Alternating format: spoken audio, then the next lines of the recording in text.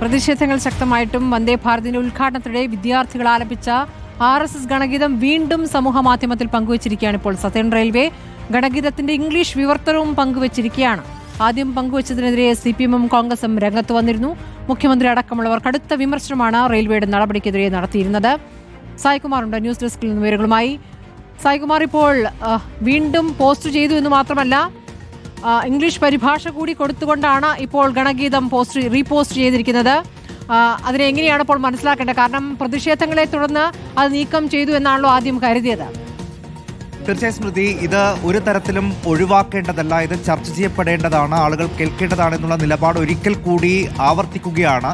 നേരത്തെ southern railway ഇത്തരമൊരു post ഇട്ടപ്പോൾ തന്നെ വലിയ രീതിയിലുള്ള പ്രതിഷേധമുണ്ടായി.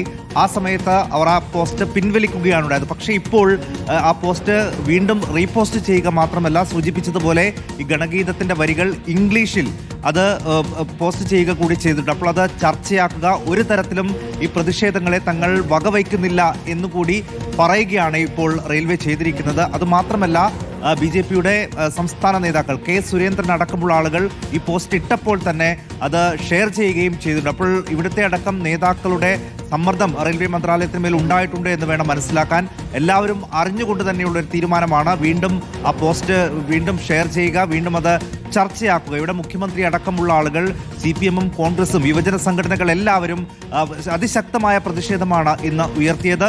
പൊതുമേഖലാ സ്ഥാപനങ്ങൾ ഇത്തരം വർഗീയ പ്രചാരണങ്ങൾക്ക് സംഘടനാ താല്പര്യത്തിന് വേണ്ടി ഉപയോഗിക്കുന്നതിനെതിരെ നിശിതമായിട്ടുള്ള വിമർശനമുണ്ടായി. യുവജന സംഘടനകൾ പരസ്യമായ പ്രതിഷേധം നടത്തി.